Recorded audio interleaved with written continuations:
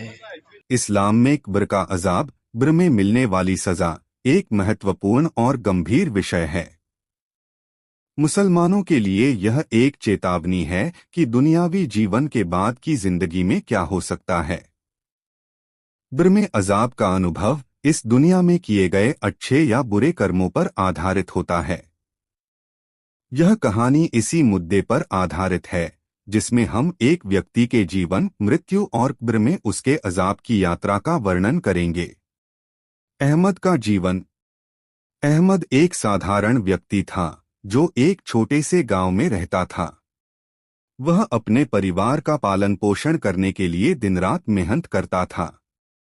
लेकिन अहमद की एक आदत थी जो उसके लिए खतरनाक साबित हो सकती थी। वह अक्सर झूठ बोलता, धोखा देता और दूसरों का हक मारता था।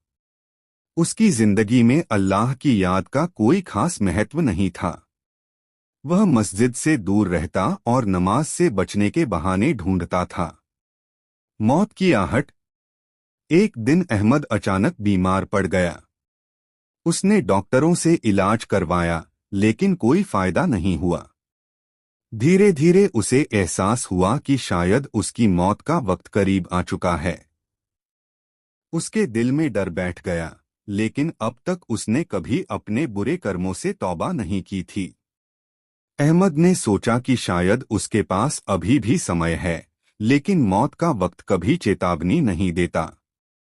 वह दिन भी आया जब अहमद की रूह उसके जिस्म से निकल गई। उसकी आंखें बंद हो गईं और दुनिया से उसकी विदाई हो गई। कब्र की पहली रात। अहमद को उसके परिवार और दोस्तों ने कब्र में दफन कर दिया। दफनाने के बाद जब सभी लोग अपने घर लौट गए, तब कब्र की सच्ची हकीकत शुरू हुई।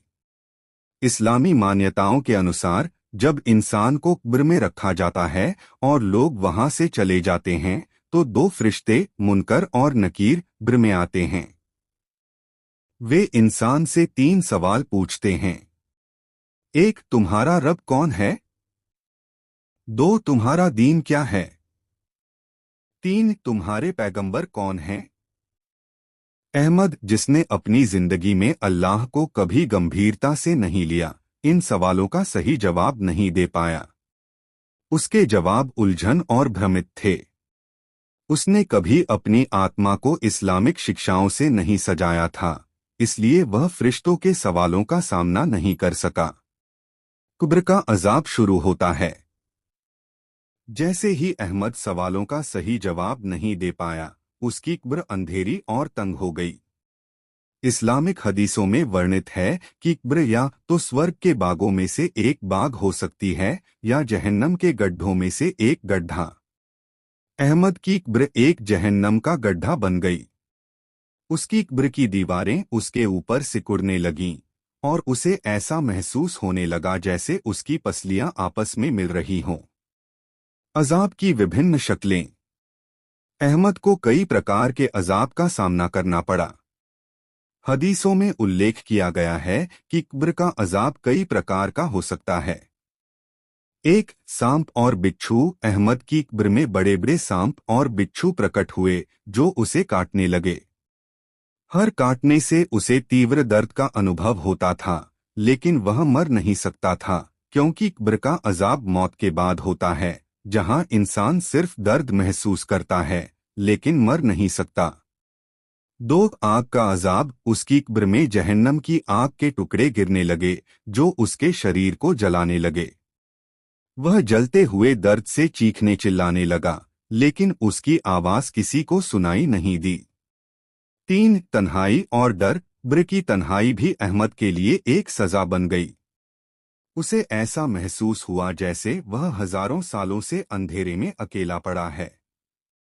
कोई उसे बचाने या उसकी मदद करने वाला नहीं था। अहमद की सजा की वजह। अहमद को यह सजा क्यों मिल रही थी? उसके बुरे कर्मों ने उसे इस स्थिति में ला खड़ा किया था। उसने जिंदगी भर लोगों का हक मारा, झूठ बोला और अल्लाह की इबादत से मुंह मोड़ा। एक, नमाज का त्याग। अहमद ने अपनी जिंदगी में नमाज को कभी अहमियत नहीं दी। इस्लाम में नमाज इंसान के और अल्लाह के बीच का सबसे मजबूत रिश्ता होती है। जो इंसान नमाज को त्याग देता है उसके लिए कब्र का अजाब तय है। 2 झूठ और धोखाधड़ी। अहमद ने अक्सर लोगों से झूठ बोला और धोखा दिया। झूठ बोलना इस्लाम में एक गंभीर गुनाह माना गया है।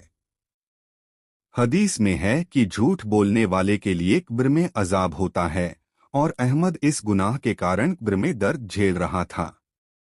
3 ज़कात न देना। अहमद एक मालदार व्यक्ति था लेकिन उसने कभी ज़कात नहीं दी।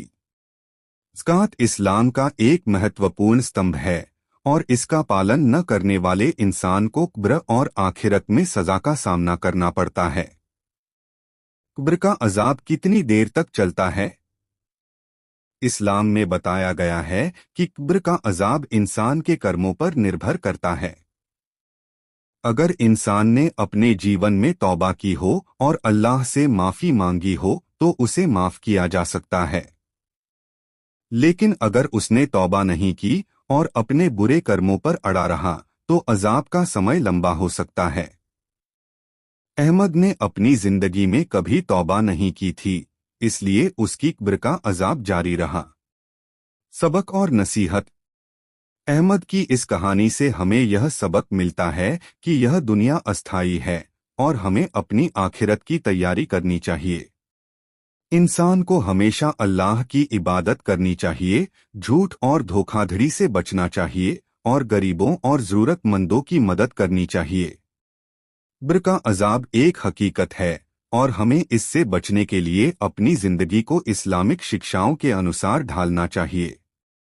अहमद की तौबा का मौका। कब्र के अजाब के दौरान अहमद को अपने बुरे कर्मों का एहसास हुआ। उसे समझ में आया कि उसने अपनी जिंदगी को बेकार में बर्बाद कर दिया, लेकिन अब वह कुछ भी नहीं कर सकता था। तौबा का वक्त उसकी जिंदगी में था, लेकिन उसने इसे गवा दिया। अब वह कब्र में अपनी सजा भुगत रहा था और आखिरत में उसे जहन्नम का सामना करना था। अहमद की कहानी हमें याद दिलाती है कि हमें अपने जीवन में ही अल्लाह से तौबा करनी चाहिए और अपनी गलतियों से सीख लेकर अपने कर्मों को सुधारना चाहिए।